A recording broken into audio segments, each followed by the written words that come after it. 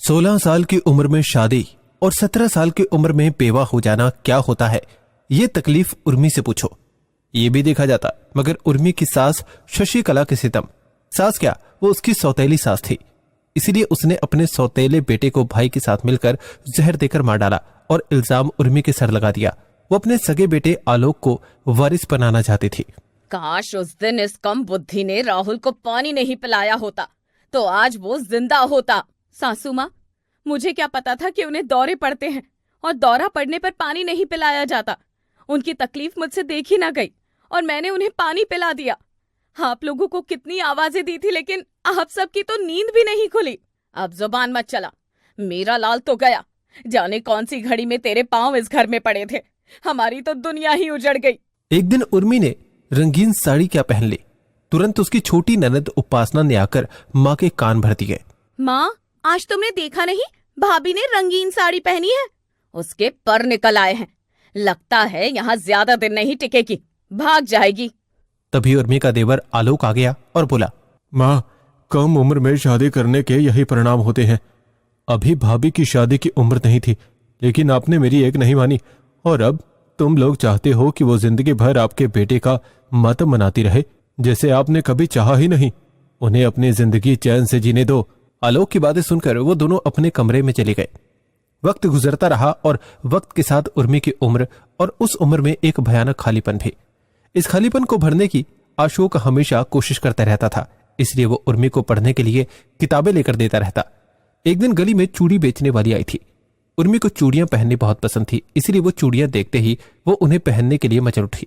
उसने चूड़ी वाले को आवाज दी, चूड़ी वाली, जरा इधर तो आओ, जरा मुझे भी चूड़ियां दिखाओ।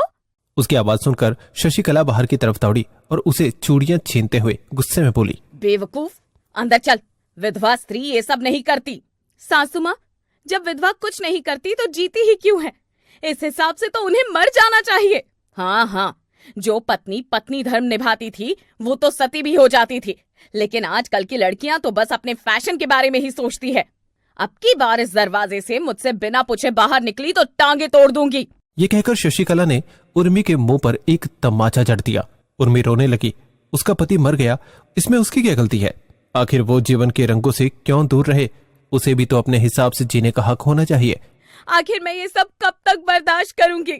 इधर उर्मी अपने आने वाले दिनों के बारे में सोच रही थी, उधर शशिकला अपनी बेटी के साथ कुछ और ही योजना बना रही थी। आज तो चूड़ियां खरीदने घर की चौखट से बाहर निकली है, कल रंगीन कपड़े खरीदने निकलेगी। आखिर ऐसे कैसे चलेगा? मायके वाले भी इसे लेकर नहीं गए, अब सारी जिंदगी इसका बोझ हम ही को उठाना पड़ेगा। माँ, सही कह रही हो, जब भैया ही नहीं रहे तो इनका यहाँ है क्या? इन्हें तो ये घर छोड़कर खुद चले जाना चाहिए। अगर नहीं जाती तो आप क्यों नहीं इन्हें घर से भगा देती? भगा तो मैं आज दूं, लेकिन तेरे बाबूजी और छोटा भैया है ना, उसे कहीं नहीं जाने देंगे। लेकिन फिर मैं ये भी सोचती हूँ कि घर का काम तो कर लेती है, मुझे और तुम्हें कुछ काम तो नहीं करना पड़ता। सब अपना फायदा सोच रहे थे, लेकिन किसी ने उर्मी के बारे में नहीं सोचा। ये सब उर्मी चुपके से सुन चुकी थी। जब उसने ये सुना तो उसे बहुत दुख हुआ। उस घर के लोग उसके बारे में क्या सोचते हैं उसे आज पहली बार पता चला। उसने मन बना लिया कि अब वो इस तरह की जिंदगी हरगिज नहीं जिएगी। उसे कुछ करना होगा। उसे सबसे पहले इन बंधनों से मुक्त होना होगा। कुछ दिनों बाद शशिकला का भाई बलदेव उससे मिलने आया। बलदेव की नजर गंदी थी। आया तो वो अपनी बहन से मिलने था, मगर उर्मी का रंग रूप देखकर कुछ दिन के लिए वहीं रुक गया और पूरे दिन वो उर्मी को देखकर आंखें सेकता रहता। एक रात शशिकला ने देखा कि बलदेव सोती हुई उर्मी को खिड़की से झांक कर देख रहा है। शशिकला ने उसे पीछे खींचते हुए पूछा, क्यों रे बलदेव, देख रही हूँ तेरी नजर मेरी बहू पर रहती है, तू यहाँ से चला जा। अगर तेरे जीजा जी ने तुझे ऐसे ताड़ते देख लिया तो अनर्थ हो जाएगा। अरे जीजी, क्यों मुझ जैसे सीधे बंदे पर आरोप लगाती हो? छी छी छी, ऐसा तो मैं सोच भी नहीं सकता। और तुम जिस बहू की बात कर रही हो ना, देख रहा हूँ तुम दोनों माँ बेटी उससे छुटकारा पाने में लगी हो। कहो तो मैं कुछ बंदोबस्त कर दूं? शशिकला धीरे से बोली। शी, धीरे बोल, कहीं कोई सुन ना ले। क्या बंदोबस्त कर सकता है बता, और सुन, ये बात किसी को पता नहीं लगनी चाहिए। अरे जीजी, तुम्हारी कसम, ऐसा पत्ता साफ करूंगा कि किसी को भनक भी नहीं लगेगी। शशिकला खुश होते हुए बोली। सच? क्या ऐसा हो सकता है जो ये यहाँ से हमेशा के लिए चली जाए और मुझ पर आरोप भी ना लगे? जीजी, इसे बेच देते हैं, इससे पैसा भी आएगा और तुम्हारी मुसीबत भी दूर हो जाएगी। घर में फैला देना कि जवानी थम नहीं रही थी, इसीलिए किसी के साथ भाग गई। शशिकला एक बार तो ये सुनकर सहम गई, लेकिन अगले ही पल कुछ सोचते हुए बोली, बलदेव, तू ये काम कर दे, मैं एक हिस्सा तुझे भी दे दूंगी, तू भी ऐश करना। मुझे पैसा नहीं जीजी, तुम्हारी बहू चाहिए, सिर्फ एक दिन के लिए, बाकी उसे कोई कहीं ले जाए, हमें क्या फर्क पड़ता है। उन दोनों ने योजना बनाई कि कल रात को बलदेव सोती हुई उर्मी को बेहोश करके उठवा लेगा और किसी को कानो कान भनक नहीं लगेगी। ले जाना बलदेव, वो तो वैसे ही बुद्धिहीन है, कुछ नहीं कर पाएगी। उर्मी ने जैसे ही फुसफुसाहट सुनी तो वो धीरे से उठी और दीवार से कान लगाकर खड़ी हो गई। उसने जब ये सब सुना तो उसके पैरों से जमीन खिसक गई। उसके बाद वो चुपचाप अपने बिस्तर पर जाकर लेट गई और सोचने लगी कि अब खुद को कैसे बचाया जाए। उर्मी सोचने लगी, मैं मजबूर हूँ, इसका मतलब ये नहीं कि मैं बेवकूफ हूँ। मुझे ही अपनी बुद्धि का उपयोग करके खुद को सुरक्षित रखना है और अपनी सास और उनके भाई को ऐसा सबक सिखाना है कि वो दोनों जिंदगी भर याद रखेंगे। अगले दिन उर्मी दिन भर सोचती रही। वो दिन में सबके साथ अच्छे से बात करती, अपने मन का युद्ध उसने किसी के सामने जाहिर नहीं किया। रात होते होते उसकी चिंता बढ़ने लगी। रात को बिस्तर पर सोते समय वो उपासना से बोली, दीदी, आज क्या आप मेरे बिस्तर पर सो सकती है? मेरा पलंग कुछ सख्त लग रहा है, आज कमर में बहुत दर्द है। आप यहाँ आएंगी तो मैं आपकी चारपाई पर सो जाऊंगी। उपासना तो खुश हो गई। आज उसे भाभी के दहेज में मिले गुदगुदे गद्दों पर सोने का सौभाग्य मिला, लेकिन उसे अपनी भाभी पागल नजर आ रही थी जो उन गद्दों को सख्त बता रही थी। उपासना खुशी को छुपाते हुए बोली, अरे भाभी, मैं आपकी तकलीफ में काम नहीं आऊंगी तो कौन आएगा? आपकी पीठ में दर्द है तो आप मेरी चारपाई पर सो जाना और मैं पलंग पर सो जाऊंगी। दोनों के बिस्तर की अदला बदली हो गई। उर्मी के मखमली कंबल को ओढ़कर उपासना गहरी नींद में सो गई, लेकिन उर्मी की नींद उड़ी पड़ी थी। वो कमरे में कंस मामा के आने का इंतजार कर रही थी। रात के 2 बजे थे। सब अपने कमरे में गहरी नींद में सोए हुए थे। तभी तबे कदमों की आहट हुई। उर्मी की धड़कनें बढ़ने लगी। उसने अपने ऊपर चादर कस ली। बलदेव 2 आदमियों के साथ कमरे में घुसा और उसने धीरे से उर्मी के पलंग पर सोई उपासना के मुंह पर बेहोशी की दवाई छिड़क दी। उसके दोनों आदमी बिना किसी शोर शराबे के उपासना को कंबल में लपेट कर उठा ले गए। उर्मी जो आधी रात इस घटना को घटने का इंतजार कर रही थी, वो चुपके से उठी। उसने देखा कि घड़ी में 3 बजे है। इससे पहले कि वो लोग उपासना का चेहरा देखते, उर्मी धीरे से खिड़की से निकलकर पुलिस स्टेशन पहुंच गई और वहां जाकर अपनी सास और मामा ससुर के खिलाफ अपनी ननद को अगवा करने की रिपोर्ट लिखवा दी। तुम चिंता मत करो उर्मी, तुमने इतनी रात गए यहां आकर बहुत बहादुरी का काम किया है। तुम चलो, हम कुछ देर में आते हैं, अभी यहां स्टाफ नहीं है। उर्मी को उपासना की बहुत चिंता सता रही थी, लेकिन खुद को बचाने के लिए उसका ये सब करना मजबूरी थी। उर्मी वापस खिड़की से अंदर आ गई और चुपचाप आकर लेट गई। सुबह 5 बजे जब शशिकला उठी तो वो एक बार उर्मी के कमरे में जाकर झांकने लगी। उसने देखा कि उर्मी पलंग पर सोई हुई है, लेकिन उपासना की चारपाई खाली है। ये देखकर शशिकला घबरा गई और बोली, ये उर्मी यहाँ है लेकिन उपासना अपनी जगह पर नहीं है, तो उपासना कहाँ है? उसे जैसे एकदम से करंट लगा। वो बोली, क्या ये बलदेव मेरी उपासना को उठाकर तो नहीं ले गया? हे भगवान, ये कैसा अनर्थ हो गया? बलदेव इस डायन को नहीं बल्कि मेरी बच्ची उपासना को उठाकर ले गया। नहीं नहीं, ऐसा कैसे हो गया? अब मैं बलदेव को कहाँ ढूंढूं? कैसे अपनी बेटी को वापस लेकर आऊं? शशिकला रोने लगी, चिल्लाने लगी। उसका रोना चीखना सुनकर सब उठ गए। उर्मी भी उठ गई। क्या हुआ उपासना को, क्यों चिल्ला रही हो? आलोक, हमारी उपासना गायब हो गई, उसे कोई उठाकर ले गया। शशिकला के पति बोले, अरे कहीं सुबह सुबह टहलने निकल गई होगी, भला घर में सब सोए हैं, ऐसे किसी की हिम्मत है कि घर में कोई घुसकर हमारी बेटी को उठाकर ले जाए? तभी पुलिस आ गई और शशिकला के हाथों में हथकड़ी डालते हुए कहा, चलो थाने, अब तुम्हें तुम्हारा भाई तुम्हारी बेटी वहीं लाकर देगा। ये सुनकर सब चौंक गए। अरे छोड़ो मुझे क्यों पकड़ा है? पकड़ना है तो इस उर्मी को पकड़ो, इसने मेरी बेटी को अगवा करा दिया है। एक महिला पुलिस ने शशिकला को थप्पड़ रसीद करते हुए कहा, अब सब खुद ही बताओगी या हमें ही बताना पड़ेगा? बताओ, बलदेव कहाँ लेकर गया है उपासना को? सब लोग शशिकला के मुंह की तरफ देखने लगे। तब तक पुलिस वाली उसके मुंह पर कई थप्पड़ रसीद कर चुकी थी। शशिकला की चालाकी धरी की धरी रह गई और उसने अपना गुनाह कबूल कर लिया। बलदेव ने जब कंबल हटाया तो उर्मी की जगह उपासना को देखकर चौंक गया। वो जल्दी से उपासना को लेकर घर की तरफ दौड़ा, जहां सब उसका इंतजार कर रहे थे। पुलिस को देखकर बलदेव घबराते हुए बोला, जी, मैं अपनी भांजी को ले आया हूं, कुछ लोग इसे किडनैप करके ले जा रहे थे, मैंने इसे उन गुंडों से छुड़ा लिया। पुलिस वालों ने बलदेव पर ताबड़तोड़ डंडे बजाए और कहा, एक तो इतना बड़ा गुनाह किया, ऊपर से झूठ बोलते हो। बोलो शशिकला, इस गुनाह में और किस किस का हाथ था? हम दोनों का। हमसे बहुत बड़ी गलती हो गई, हमें माफ कर दो साहब, अब ऐसा कुछ नहीं होगा। जी, तुमने ही तो मुझे इस गुनाह के लिए उकसाया था और अब इल्जाम मेरे ऊपर भी डाल दिया। अब ये क्यों नहीं बता देती कि अपनी सौतेली बेटे को तुमने ही जहर देकर मारा था और जहर मैंने ही लाकर दिया था। ये सुनकर सबके होश उड़ गए। उर्मी की आंखों से आंसू बहने लगे, मगर आलोक ने उसे संभाल लिया। पुलिस उन दोनों को उर्मी को अगवा करने और उसके पति की हत्या के जुर्म में पकड़ कर ले गई और उन्हें आजीवन कारावास मिल गया। तुम चिंता मत करो भाभी, मैं हूं ना। अब तुम्हारी जिंदगी फिर से नए सिरे से शुरू होगी। मैं तुम्हें पढ़ाऊंगा, लिखाऊंगा और काबिल बनाऊंगा। आज तुम्हारी बुद्धिमानी से मेरे भाई के कातिल पकड़े गए, वरना हम लोग तो यही समझते रहते कि उनकी मौत दौरा पड़ने से हुई है। कौन कहता है कि औरत बुद्धिमान नहीं होती? अगर तुमने ये बुद्धिमानी नहीं दिखाई होती तो हम तो भैया के कातिलों तक पहुंच ही नहीं पाते। आलोक जी, आप बहुत महान हैं जो आप अपनी सगी माँ के खिलाफ और मेरे साथ खड़े हैं। मैं आपका एहसान कभी नहीं भूलूंगी। उसके बाद आलोक ने उर्मी को पढ़ाया और काबिल बनाया। इन गुजरे हुए सालों में कब उनके मन में एक दूसरे के लिए प्रेम उत्पन्न हो गया पता ही नहीं चला, और पता चलते ही उन्होंने एक दूसरे के जीवन साथी बनने का फैसला कर लिया। जब ये बात आलोक के पिताजी को पता चली तो उन्होंने खुशी खुशी उन दोनों की शादी कर दी। उनके जीवन में फिर से खुशियां लौट आई। आलोक एक बुद्धिमान पत्नी पाकर बहुत खुश। इति बेटी ही नहीं, अपने घर की रौनक थी। उसके बिना तो जैसे घर खाने को आता था। इति की शादी के बारे में सोचते ही उसके माँ बाप की आंखें भर जाती थी। ऐशो आराम में पली इति को इस बात का घमंड था कि उससे ज्यादा खुशनसीब इस दुनिया में कोई भी नहीं है। फिर एक दिन इति की हिमेश के साथ शादी हो गई और वो ससुराल चली गई। हिमेश ने इति से कहा, इति, मेरे माँ बाप और मेरे परिवार ही मेरी जिंदगी हैं। मैं चाहता हूं कि तुम्हारी वजह से कभी किसी के दिल को ठेस ना पहुंचे। अच्छा ठीक है, नहीं पहुंचेगी, लेकिन क्या ये बात आपने अपने परिवार को भी बताई कि उनकी वजह से कभी मेरा दिल दुखी ना हो? मैं अपने परिवार की इकलौती बेटी हूँ। मुझे मेरे मम्मी पापा और भाइयों ने पलकों पर बिठा कर रखा है। दादा दादी मुझे उदास देखकर ही मेरी परेशानी समझ जाते हैं। क्या आप सब लोग भी मुझे इसी तरह रखोगे? हिमेश समझ गया था कि दाल गलने में समय लगेगा, इसीलिए वह मुस्कुराता हुआ बोला,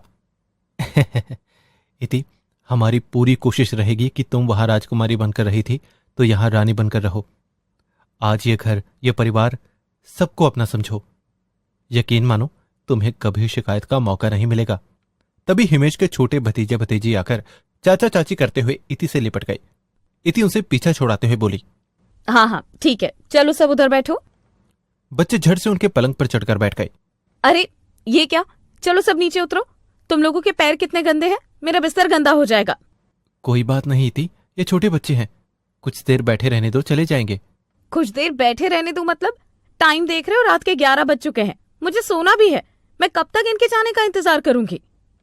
हिमेश को भी लगा कि अब उसे बच्चे अपने कमरे में भेज देने चाहिए, इसीलिए उसने बच्चों को बहला फुसलाकर कमरे से बाहर भेज दिया। सुबह इति नहा धोकर रसोई में गई तो उसकी दोनों जिठानी इंदु और दीपा रसोई में ही खड़ी थी। दीदी, मैं सबके लिए चाय बना देती हूँ, आप मुझे सामान बता दीजिए। एक बार सामान पता चल जाएगा तो फिर मैं खुद बना लिया करूंगी। इति, मम्मी को शुगर है, इसलिए उनके लिए बिना चीनी की चाय बनानी पड़ेगी। पापा जी को हल्की चीनी, नेहा और बच्चों को दूध, और हमारी चाय में थोड़ी एक्स्ट्रा चीनी डाल देना। इतनी सारी डिमांड सुनकर इति का सर चकराने लगा। वो मन ही मन सोचने लगी, हे भगवान, ये मैं कहाँ बावर्ची खाने में आ गई। अब इतने तरह की चाय कैसे बनाऊं? जैसे तैसे इति ने सबके मुताबिक दूध चाय बना दिए। लेकिन जैसे ही वह चाय पीने लगी, दीपा की 3 साल की बेटी खेलते हुए इति से टकरा गई और उसकी सारी चाय उसके कपड़ों पर बिखर गई। ओह शिट, मेरे सारे कपड़े खराब कर दिए। देखकर नहीं खेल सकती क्या? इति के इस तरह का व्यवहार देखकर सब उसकी तरफ देखने लगे। इति गुस्से में उठकर अपने कमरे में चली गई। सॉरी हिमेश, गुड़िया ने सुबह सुबह इति का मूड खराब कर दिया। भाभी, आप ये क्या कह रही हैं? गुड़िया छोटी बच्ची है, उसने जानबूझकर नहीं किया। दोपहर में नेहा इति के कमरे में गई और बोली, भाभी, आज मेरे कॉलेज में फ्रेशर पार्टी है, आप मेरा हल्का सा मेकअप कर दोगी? नेहा, तुम देख तो रही हो कि मैं खाना खा रही हूँ, और वैसे भी मैंने ब्यूटी पार्लर का कोर्स नहीं किया हुआ है। सॉरी भाभी, मुझे लगा कि आप कर दोगी। इति इसी तरह से सबके साथ रूखा सा व्यवहार करने लगी। उसका मन वहां से उखड़ने लगा था। वो बच्चों को देखकर हमेशा चिड़चिड़ी रहने लगी। एक दिन वो हिमेश से झगड़ पड़ी। हिमेश, अपनी भी कोई प्राइवेसी है या नहीं? हमारी नई नई शादी हुई है और जब देखो सारे बच्चे हमारे कमरे में घुसे रहते हैं। और तुम्हारी बहन तो जवान है ना, उसे तो तमीज होनी चाहिए। जब देखो हम लोगों के बीच आकर बैठ जाती है। मन तो करता है कि सबको बाहर भगा दूं। हिमेश गुस्से में बोला, बस करो इति, मैं किसी के खिलाफ कुछ नहीं सुन सकता। जिसका मन करे वो कमरे में आ सकता है। प्राइवेसी? कैसी प्राइवेसी चाहिए? रात भर तो हम दोनों अकेले ही होते हैं ना। दिखा दिया ना असली रूप। बस इतना ही प्यार करते हो मुझसे, जो मेरी जरा सी बात नहीं सहन कर पाए। और मैं पूरे दिन तुम्हारे बच्चों का शोर शराबा बर्दाश्त करूं। जंगली है सारे बच्चे, डिसिप्लिन नाम की कोई चीज ही नहीं है। इतना सुनकर हिमेश अपने काबू में नहीं रहा और उसने गुस्से में इति को एक तमाचा लगा दिया। इति रोते हुए बोली, आज तुमने उनके लिए मुझ पर हाथ भी उठाया। मैं जा रही हूँ अपने घर और अब कभी वापस नहीं आऊंगी। हिमेश को अपनी गलती का एहसास हुआ। उसे इति पर हाथ नहीं उठाना चाहिए था, लेकिन इति को भी तो ऐसा नहीं बोलना चाहिए था। यही सोचकर उसने इति से माफी मांगी और उसे मना लिया। इति मान तो गई, लेकिन थप्पड़ की चोट उसके गाल पर नहीं बल्कि उसके दिल पर लगी हुई थी। वो रात भर सो नहीं पाई, जिस कारण उसकी तबीयत बिगड़ गई। रात में तेज बुखार हो गया। सुबह जब सबको इति की तबीयत का पता चला तो सब परेशान हो गए। डॉक्टर को दिखाया तो पता चला कि उसे मलेरिया और टाइफाइड है। ठीक होने में समय लगेगा। हिमेश की मां सुनंदा बोली, अरे, बहू की अचानक से इतनी तबीयत कैसे खराब हो गई? जरूर तुमने बहू का ख्याल नहीं रखा होगा। उठो बहू, थोड़ा सा सूप पी लो। नहीं, मेरा मन नहीं है मम्मी जी, मुझे फिलहाल सोना है। आप कमरे की लाइट बंद कर जाओ। सुनंदा लाइट बंद करके बाहर निकल गई। कुछ देर बाद सारे बच्चे कमरे में आ गए। चाची, आप बीमार क्यों हो गई? उठो, हमें आपके साथ खेलना है। बच्चों, इस समय मैं तुम्हें बिल्कुल नहीं देखना चाहती, इसलिए कमरे से बाहर निकल जाओ। बच्चे बैठकर आपस में बातें करने लगे। पीहू, चल, तू चाची का सिर दबा, मैं पैर दबाता हूँ। गुड़िया, गोलू, चलो, चाची के तुम हाथ दबाओ। चाची की तबीयत खराब है ना? कितने नालायक और बदतमीज बच्चे हो तुम। निकलो, भागो यहाँ से, दोबारा अपनी शक्ल मत दिखाना। सारे बच्चे अपना सा मुंह लेकर बाहर आ गए। इति बच्चों के जाते ही दरवाजा बंद करने के लिए उठी तो देखा कि उसके ससुर जी भी उसके दरवाजे के सामने पहरेदारों की तरह टहल रहे हैं। उसने गुस्से में गेट जोर से बंद करके अंदर से कुंडी लगा ली और अपनी माँ को फोन लगाते हुए कहा, मम्मी, बड़े चिपकू लोग हैं ये सब। ये भी नहीं सोचते कि मैं बीमार हूँ तो मुझे अकेला छोड़ दे। कोई ना कोई नर्स की तरह मेरे सिर पर खड़ा रहता है। उसकी माँ बोली, कोई नहीं बेटी, थोड़ा आराम लगे तो यहाँ आ जाना। भला मायके से ज्यादा आराम कहाँ मिलता है? एक सप्ताह बीत गया। इति बहुत कमजोर हो चुकी थी। उठती थी तो चक्कर आते थे। इति हिमेश से बोली, हिमेश, यहाँ से मेरा जी उब गया है। इस घर में मेरा दम घुट रहा है। यहाँ सब लोग मेरे पीछे पड़े रहते हैं। ये मुझे बिल्कुल भी अच्छा नहीं लगता। लगता है जैसे मैं ससुराल में नहीं बल्कि चिड़ियाघर में आ गई हूँ। ये सुनकर हिमेश को बहुत गुस्सा आया, मगर उसकी हालत देखकर चुप रह गया। हिमेश उससे गुस्से में उसके मायके छोड़ाया। इति की माँ मीरा बोली, इति, अब मैं तुम्हें जल्दी से ससुराल नहीं भेजने वाली। जब तक मन करे यहाँ रहो। हाँ मम्मी, बड़ी मुश्किल से पीछा छूटा है उन लोगों से।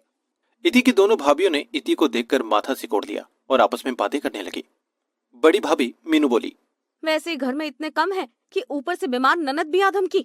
छोटी भाभी कोमल बोली, हमें क्या करना है दीदी, उनकी सेवा करने के लिए उनकी माँ है ना। इति की 2-4 दिन तो अच्छे से आवभगत हुई, लेकिन उसके बाद सब अपने काम में व्यस्त रहने लगे। मीरा सुबह नहा धोकर अपने कमरे में टीवी देखने बैठ जाती। भाभियां कभी किटी पार्टी तो कभी सिनेमा और कभी सहेलियों से मिलने के लिए निकल जाती। मम्मी, जरा अंदर आना, मेरे सिर में बहुत तेज दर्द हो रहा है। बेटा, वहीं कबर्ड में दवाई का डिब्बा रखा है, वहां से टैबलेट ले लो, सिर दर्द ठीक हो जाएगा। मैं सीरियल देख रही हूँ। इति बड़बड़ाते हुए बोली, कुछ देर मेरे पास बैठकर माँ मेरा सिर सहला देती तो मुझे अच्छा लगता। अरे पापा, आप आ गए? हाँ बेटा, मैं आ गया। अब तबीयत कैसी है? अभी कुछ ठीक है पापा। आओ, कुछ देर मेरे पास बैठो। अरे बेटा, बहुत थक गया हूँ। सुबह का निकला थका हारा अब वापस लौटा हूँ। अभी बैठने की हिम्मत नहीं है। कमरे में जा रहा हूँ, तुम आराम करो। इति ये देखकर हैरान थी कि उसके माँ बाप के पास अपनी बेटी के लिए ही वक्त नहीं है। खैर, उन लोगों को भी तो आराम चाहिए। इति ने मीनू को आवाज दी, भाभी, जरा मुझे एक गिलास पानी तो दे जाओ। दीदी, कब तक बिस्तर में बैठी रहोगी? थोड़ा पानी वानी लेने के बहाने घूम फिर लिया करो। पूरे दिन बिस्तर में लेटे लेटे तबीयत खराब नहीं होगी तो और क्या होगा। इति भाभी का ताना सुनकर समझ गई कि वो मायके में बोझ बनकर रह रही है। ऐसे में उसे अपने ससुराल की बहुत याद आई। वहां सब कितना ख्याल रखते थे, वहां उसे सर दर्द की गोली लेने की जरूरत ही नहीं पड़ी। उसकी सासू माँ के आदेश से उसकी छोटी ननद नेहा उसके सर में तेल डालकर मसाज कर देती थी तो दर्द खत्म हो जाता था। इस समय उसे बच्चों की भी याद आई। वो लोग उसकी कितनी परवाह करते थे, लेकिन यहाँ तो वो एक कमरे में सिमट कर रह गई है जहां उसकी तकलीफें सुनने वाला कोई नहीं है। ये सब सोचकर उसकी आंखों से आंसू बहने लगे। उसे अपनी गलती का एहसास हुआ कि वो ससुराल से यहाँ क्यों आई। उसने झटपट हिमेश को फोन लगाया। क्या हुआ थी, कैसे फोन किया? मुझे लेने आ जाओ हिमेश, मुझे अपने घर आना है। लेने आ जाऊं? इतनी जल्दी? अभी तो 1 महीना ही हुआ है। तुम्हारा जब तक मन करे तुम आराम से रह सकती हो। यहाँ चिड़ियाघर में अगर तुम्हारी फिर से तबीयत बिगड़ जाएगी। अगर मैं यहाँ कुछ दिन और रही तो शायद भगवान के पास चली जाऊं। तुम जल्दी आ जाओ, मैं बैग पैक करती हूँ। यह कहकर इति ने फोन काट दिया और सामान पैक करने लगी। कुछ देर बाद हिमेश आ गया। दामाद को घर आते देख सब अपने कमरे से बाहर निकले। इति को सामान पैक करते हुए देख मीरा बोली, क्या हुआ इति, ये बैग लेकर कहाँ जा रही हो? माँ, मैं अपने घर जा रही हूँ। लेकिन तुमने तो ये कहा था कि अब मैं ससुराल नहीं जाऊंगी। मैं पागल थी जो मैंने ऐसा कहा। मम्मी, मैं हितेश के साथ जा रही हूँ। मुझे पता चल गया है कि मेरे मायके से अच्छा मेरा ससुराल है। वहां सब मेरी कितनी परवाह करते हैं और यहाँ तो किसी को मेरा ख्याल ही नहीं है। ऐसे मायके से तो ससुराल अच्छी, जहाँ सब अपनी दुनिया में व्यस्त हो। ये कहकर इति हिमेश के साथ अपनी ससुराल वापस आ गई। इति को हंसते मुस्कुराते वापस आते देख सब बहुत खुश हुए और उसे गले से लगा लिया। इति जान गई थी कि मायके से लाख गुना अच्छा ससुराल होता है, लेकिन ये बात अक्सर देर से समझ आती है।